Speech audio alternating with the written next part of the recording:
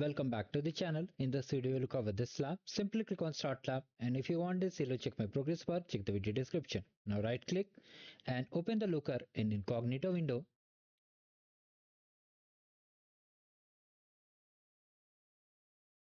Now here, simply enter the details.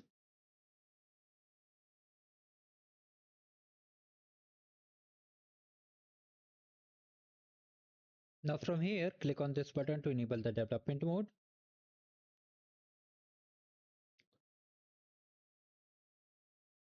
Click on Explore. Click on Events.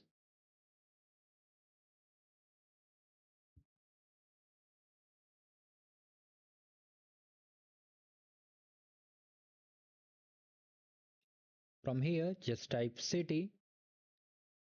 And here in the user city, just click on the city. Click on this filter and just select is not null. Once this is done, you have to just type count, and from here in the event section, just click on it. Now from here, you can see, just click on this arrow. Okay, once you see down arrow, it means descending sort order. You have to simply just update the row limit to 10, visualization to table. Just click on this. Okay, now run it. So finally here you can see output is generated. Come over here to task number 1 and simply check the score. Now for task number 2, we have to simply save it. So just wait for task number 1, it will be updated very soon. So we have to just save it. So just click on save to a new dashboard. For the dashboard name, we have to type this, select developer student and simply save. Finally, it has been saved. Now simply click on this view dashboard. Save the visualization.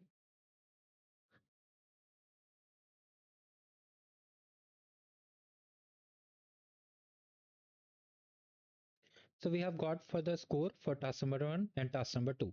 Now for task number 3, it's very easy. Okay. Now from here, just click on cancel. Click on this disable development mode.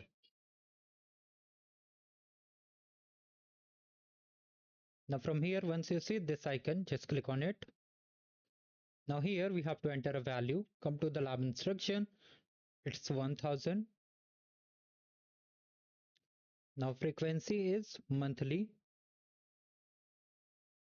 and time is 5, and it's visible to everyone on your organization. So now just save the alert.